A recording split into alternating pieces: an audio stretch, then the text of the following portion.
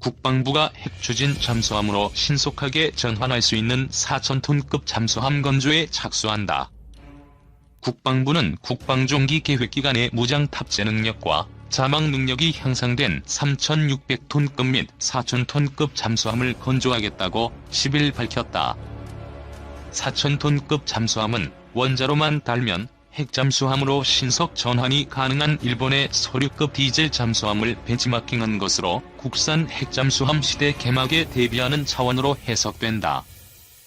국방부는 또 수직이 착륙 스텔스 전투기인 F-35B를 탑재한 3만 톤급 경항공모함 추진 계획을 공식 발표했다. 중국, 일본 등 주변국 항모 건조 경쟁에 맞서 경항모 건조 계획을 처음으로 공식화한 것이지만 북한 위협에 대비한 감시 정찰 및 탄도탄 요격 능력 강화가 더 시급한 과제라는 지적도 제기된다. 국방부는 탄도미사일 요격미사일 수량을 현재의 3배로 늘리기 위해 이지스함에서 발사해 150km 이상 고고도에서 탄도미사일을 요격하는 SM-3 또는 SM-6 함대공 해상요격미사일을 도입하기로 했다. 국방부는 북한의 초대형 방사포 등 장사정포 위협으로부터 수도권 및 핵심 중요 시설을 방어하기 위해 한국형 아이언돔이라 불리는 장사정포 요격체계 착수 방침도 밝혔다. 국방부는 전시작전 통제권 전환에 대비해 한국방 공식별 구역을 포함한 한반도 전역에 대한 24시간 통신, 계기 정보를 탐지하기 위해 백두정찰기를 개량한 공중신호 정보 수집 체계를 추가로 확보하는 방안도 추진한다고 밝혔다. 이를 위해 잠수함 음향정보 등을 탐지하는 대잠용 해양정보함을 추가 건조하기로 했다. 국방종기 계획에는 향후 5년간 300조 7천억 원이 투입된다. 롯데평양 함대 수중 전력 증강 내년 스텔스 강화 잠수함 배치. 소음이 거의 없어 탐지가 사실상 어려운 개량형 킬러급 잠수함이 내년 러시아 태평양 함대에 처음으로 배치된다. 롯데평양 함대 수중 전력 증강 내년 스텔스 강화 잠수함 배치. 9일 스푸트니크 통신에 따르면 스텔스 기능을 강화한 바르샤비안카급 디젤 추진 잠수함 페트로파블로프스키 캄차스키가 내년 러시아 태평양 함대에 처음으로 배치된다. 바르샤비안카급은 킬러급 디젤 추진 잠수함의 개량형이다. EU 영국과 무역 합의 위해 계속 노력할 것. 푸틴 미국과의 핵동제 협정 우선 1년 무조건으로 연장하자. 뉴욕 곳곳에 긴즈버그 흔적 추모 작업 본격화. 최대 52명의 승무원을 태울 수 있는 이 잠수함은 소음이 거의 없어 수중의 블랙홀, 수중 게릴라 등으로 불린다. 45일 동안 작전이 가능하며 최대 잠항속도는 시속 37km, 순항거리는 643km에 달한다. 어뢰 18발과 지대공 미사일 8발로 무장하고 있다. 이미 흑해 함대에는 6척의 바르샤비안카급 디젤 추진 잠수함이 배치돼 있다. 러시아 해군은 태평양, 흑해, 북해, 발트 등 4개 함대와 1개 전단을 보유하고 있다. 한반도를 포함해 태평양과 인도양 해역을 담당하는 태평양 함대는 최근 수중 전력을 강화하고 있다. 페트로파블로프스키 캄차스키를 포함해 6척의 바르샤비안카급 잠수함이 순차적으로 태평양 함대에 배치된다. 태평양 함대는 기존 오스카 2급 핵추진 잠수함에 대한 성능 개선 작업도 진행하고 있다. 어떤 주파수도 OK 맞춤형 스텔스 가능한 기술을 나와 어떤 주파수에도 맞춤형으로 대응할 수 있는 가상 메타 물질 구현 기술이 나왔다. 메타 물질은 전파나 음파의 파동을 왜곡하는 투명망토 등 스텔스 기능에 사용되는 인공 물질이다. 과학기술정보통신부는 박남규 서울대학교 전기정보공학과 교수와 조출래 연구원 연구팀이 해외 연구진과 공동으로 음향파동 물성을 자유자재로 구현할 수 있는 가상화 음향 메타 물질 기술을 개발했다고 14일 밝혔다. 가상화 메타 물질의 원리. 강철 파이프 위에 마이크로 프로세서와 마이크로폰, 스피커가 연결돼 있다. 연구팀이 개발한 가상화 메타 물질 프로그램은 디지털 회로와 신호 처리 기술로 여러 개의 메타 물질을 대체할 수 있는 것이 특징이다. 메타 물질은 물렁물렁한 성질을 가진 돌과 같이 자연 물질에는 없는 물성을 구현한 인공 구조물이라고 보면 된다. 현재 메타 물질이 대표적으로 이용되는 사례로는 투명망토 스텔스 기술이다. 특정 주파수를 흘려보내거나 왜곡하는 메타 물질을 제작해 비행기나 잠수함 등 표면에 탑재하면 반사되는 음파로 적을 탐지하는 소나를 속이는 것이다. 이번에 개발된 프로그램은 이러한 메타 물질을 인위적으로 만들지 않아도 원하는 파동과 주파수 분산을 자유자재로 구현하고 변경할 수 있다. 이에 따라 설계된 마이크로 프로세서가 담긴 직사각형 모양의 칩을 탑재한 장비는 넓은 대역의 주파수에 대응한다. 원하는 매질의 특성이 갖는 수식을 이 프로그램에 집어넣으면 기존의 개별 메타 물질이 갖고 있었던 모든 특성을 제공한다. 연구팀은 물체의 고유 진동수를 뜻하는 공진 강도나 공진 주파수, 대역폭과 같은 주파수 분산 특성의 완전한 제어를 실험적으로 검증했다. 박남규 교수는 가상화 메타 물질이 대부분의 음향 물성을 구현할 수 있을 것으로 보인다며 최종적으로 광대역 동작이 가능한 음향 투명망토 스텔스 기술을 실험적으로 구현하고자 한다고 말했다. 이번 연구 결과는 국제학술지 네이처 커뮤니케이션즈 온라인판에 1월 14일로 실렸다. 한국 해군력 증강계획 핵추진 잠수함 개발과 도입. 하지만 다량의 핵미사일을 탑재한 전략 핵잠수함은 어지간한 국가 하나를 초토화시킬 수 있습니다. 강대국들에게 둘러싸여 늘 안보 불안에 시달리는 한국에게 핵잠수함은 꿈과 같은 무기입니다. 몇 척 있으면 든든할 것 같습니다. 한국 해군력 증강계획 핵추진 잠수함 개발. 최근 한국 해군력 증강계획 중 하나로서 핵추진 잠수함 개발 계획이 거론되고 있습니다. 여기서 용어를 한 가지 짚고 넘어가야 하는데 핵잠수함이 아니라 핵추진 잠수함이라는 것입니다. 보통 사람들이 생각하는 핵잠수함은 핵무기를 잔뜩 탑재하고 있는 핵잠수함이고 핵추진 잠수함이라 하면 추진동력이 원자력인 잠수함을 말합니다. 한국이 해군력 증강계획을 통해 개발하려 하는 것은 핵추진 잠수함입니다. 한국 해군력 증강계획 핵추진 잠수함 개발. 도입 계획이 공식화되어 공개적으로 진행 중인 생명공모함 및 차기 구축함과 달리 핵추진 잠수함 개발 계획은 아직 암시 정도의 정보만이 공개되어 있습니다. 핵추진 잠수함이 워낙 민감한 무기이기도 하고 또 언론을 통해 흘러나온 이야기들을 종합해보면 정부와 군 내부에서도 의지는 있지만 재원, 예산, 시기 관련 아직 구체적인 사항들이 결정되지 않은 것으로 보여집니다. 한국 해군력 증강계획 핵추진 잠수함 개발. 해구순 배수량 3,000톤급 이상인 도산 안창호급 잠수함 9척을 도입하는 사업을 진행 중입니다. 1에서 3번 함은 연료전지식 AIP 추진 체계를 탑재하고 4에서 6번 함은 리튬이온을 사용할 예정입니다. 그리고 4,000톤급으로 추정되는 7에서 9번 함은 아직 추진 체계가 결정되지 않았습니다.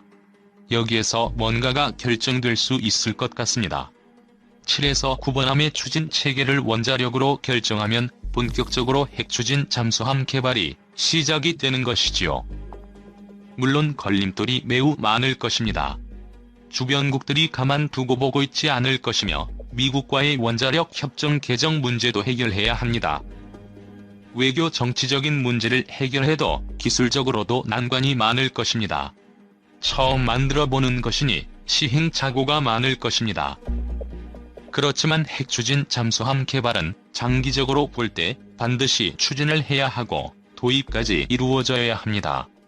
핵추진 잠수함은 한국 해군력 증강계획의 활용점정입니다. 그리고 반드시 탄도미사일 발사 가능한 수직 발사대가 탑재되어야 합니다. 물론 여기에 당장 핵미사일을 넣을 수는 없지만 나중에라도 넣을 수 있게 준비가 되어 있는 것과 그렇지 않은 것은 큰 차이가 있기 때문입니다.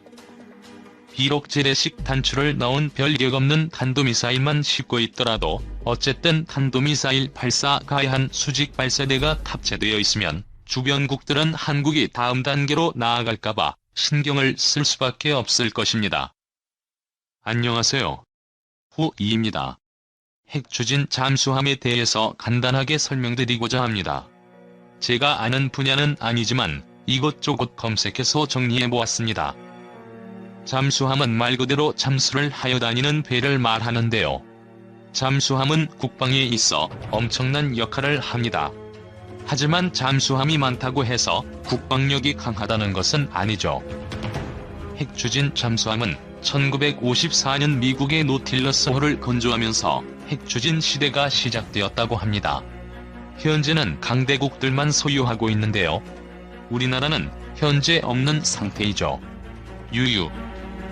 핵추진 잠수함은 핵연료를 사용함으로써 디젤 기관을 이용하는 잠수함에 비해 소음이나 속도를 핵추진 잠수함을 따라 잡을 수가 없습니다.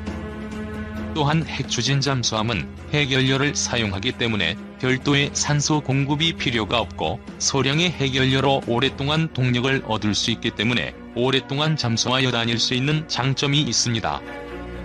디젤의 경우는 반대로 산소도 필요하고 연료 공급에 한계가 있기 때문에 작전 수행을 하는 데 있어 적의 레이더에 포착이 될 수가 있습니다. 자주 물 밖으로 나오거나 속도를 줄여서 연료를 절약해야만 하죠. 미국이 건조한 이후 영국과 프랑스가 건조를 하였고 소련과 중국의 대국들도 핵추진 잠수함을 만들었습니다. 핵추진 잠수함을 만든다는 것은 적국 바다에서 공격을 감행할 수 있다는 좋은 전략이 되기 때문에 강대국들은 앞다퉈 개발을 하였습니다. 현재 핵추진 잠수함 보유국은 다음과 같습니다. 미국, 중국, 인도, 러시아, 영국, 프랑스이며 현재 브라질 또한 핵추진 잠수함을 건조하고 있습니다. 이번에 이슈가 되었던 전홍축 우라늄의 핵연료 이야기는 미국에서 판매 거부를 했다는 설이 돕니다. 청와대에서는 국익에 관한 문제가 될 수 있으니 신중한 접근을 해야 한다고 합니다. 우리나라 2030년까지 3척에 대한 잠수함을 건조하겠다고 한 적이 있는데요. 이 3척에 대한 추진력은 어떤 핵이 될지 아니면 디젤이 될지 궁금해집니다. 만약 핵추진 잠수함을 우리나라도 건조하게 된다면 브라질에 이어 8번째 핵추진 잠수함을 가진 나라에 들어갈 수 있게 됩니다. 국가의 위상과 국방력이 강화될 것을 보입니다. 대한민국 만세. 한국형 자기구축함의 두뇌이자 중추신경인 전투체계와 통합마스트. KDDX는 국산 첨단 전투체계, 레이더, 소나, 무장 등을 갖춘 해군의 차세대 주력 전투함이다. 한국 해군 최초의 국산 6,000톤급 스텔스 구축함이다. 2020년대 말부터 2030년대 중반까지 총 6척이 도입된다. 미니 이지스함으로 불리기도 하지만 미니라고 부르기엔 함정이 크다. 척당 비용은 1조 3천여억 원으로 총 사업비는 7조 8천여 원에 달할 것으로 추정되는 대형 프로젝트다. 2023년 후반기까지 기본 설계를 완료하고 2024년부터는 상세 설계 및 선도함 건조를 추진할 예정이다. 해군 기동함대의 3개 기동전단에 각각 2척씩 배치된다. 전투체계는 KDDX의 두뇌이자 중추신경이다.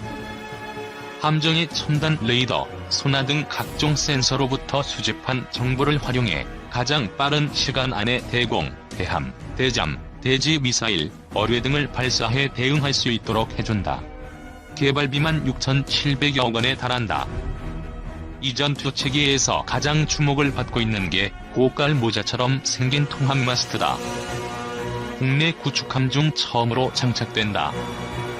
통합마스트에는 레이더, 통신, 적외선 탐색 추적 장비 등 각종 센서들이 함께 들어간다. 종전에는 이런 센서들이 함정 여기저기에 분산돼 있었다. 이들을 한 곳에 모아넣어 레이더 반사 면적을 크게 줄여 스텔스 성능을 획기적으로 향상시킨 것이다. 대형 함정을 정리대에 어선 정도 크기로 나타나게 하는 데 핵심 역할을 한다. 통합마스트는 미국, 유럽 등 일부 선진국의 최신형 함정에 도입되고 있다. 대함, 대공, 대잠, 대지 등 48발 이상 다양한 미사일 탑재. 함정에선 보통 정미사일, 항공기 등을 탐지, 추적하고 요격하기 위해 S밴드와 X밴드 두 가지 서로 다른 주파수 대역의 레이더를 활용한다. S밴드 레이더는 보통 수백 킬로미터 이상 먼 거리의 항공기, 미사일을 탐지한다. 이지스함의 스파이-1 레이더도 S밴드다. X밴드 레이더는 S밴드보다 파장이 짧아 비교적 근거리 표적을 정밀 추적한다. 이 두 레이더를 한 군데에 고정형으로 모아놓을 경우 서로 간섭을 일으키는 게 최대 난제다. 미국도 실패해서 X밴드 레이더는 배 위쪽에 회전형으로 설치해 사용한 적도 있다. 때문에 전파 간섭을 최소화하는 것이 통합마스트 성공의 관건이라는 얘기가 나온다. 통합마스트는 5층 건물과 비슷한 15m 높이의 대형 구조물이다. KDDX는 7600톤급 세종대왕급 이지스함보다 작지만 다양하고 강력한 무장을 탑재하고 있다. KDDX에 탑재되는 미사일 수직 발사기는 48기가량인 것으로 알려져 있다. 세종대왕급 이지스함의 128기에 비해선 적지만 하늘과 바다는 물론 땅 위 목표물도 공격할 수 있는 다양한 미사일을 탑재한다. 전술 함대지 미사일, 홍상어 대잠수함 미사일, 천공 또는 L-3 개량형 함대공 미사일, 해성 함대함 미사일, 어뢰 등이 탑재될 것으로 전해졌다. 해함 미사일은 수직발 사기가 아닌 외부에 장착된다. 한화시스템과 LIGN-X1이 맞붙은 전투체계 분야에서 한화시스템은 선발주자라는 점을 강조하고 있다. 한화시스템은 지난 40년간 80여 척에 달하는 해군 함정의 전투체계를 공급해왔다. 미 로키드 마틴 전투체계가 탑재된 세종대왕급 이지스함을 제외하곤 국내에서 건조된 거의 모든 중대형 함정 전투체계를 공급해왔다. 차계호위함 물산급 FFX 배치 3 전투체계 업체로도 선정돼 제작 중이다. 한화시스템 관계자는 국내에서 처음으로 복합 센서 마스트와 사면 고정형으로 세계 첫 디지털 방식의 다기능 위상 배열 레이더를 개발해 울산급 배치 3용으로 시험 중이라고 말했다. LIGN-X1은 유도탄 정비부터 시작해서 40년 넘게 센서와 무장을 개발해온 경험과 실적을 신형 전투체계 개발에 있어 강점으로 내세우고 있다. 기본적으로 무장체계를 개발하면서 사격 통제 및 무장 통제 체계를 함께 개발한 다양한 경험을 갖고 있다. LIGN-X1 관계자는 장보고 1잠수함 성능 개량 통합 전투 체계는 4년 6개월이라는 짧은 기간에 전력화한 것이 화제가 됐고 현재 해군 승조원들도 매우 만족해하는 것으로 알고 있다고 말했다. LIGN-X1은 통합마스터 내 전파 간섭을 피하기 위해 S밴드와 X밴드 두 레이더를 45도 각도로 서로 어긋나게 배치하는 아이디어를 내기도 했다. 이 아이디어는 세계 유수 연구기관과 조선소로부터 후평을 받고 있고 특허 출원도 돼 있다고 한다. KDDX 기본 설계 사업은 현대중공업과 대우조선해양이 지난달 제안서를 제출한 뒤 치열한 경합을 벌이고 있다. 제안서 평가를 거쳐 이달 초 우선 협상 대상 업체가 선정될 전망이다. 현대중공업은 국내 첫 이지스함 세종대왕함 등 지금까지 총 80여 척의 전투함과 잠수함을 설계 및 건조했다. 대우조선도 40여 척의 함정 건조 경험을 갖고 있다. 중국 동해, 북해 함대, 일본 해상자위대 2개 호위대군에 대응하는 KDDX.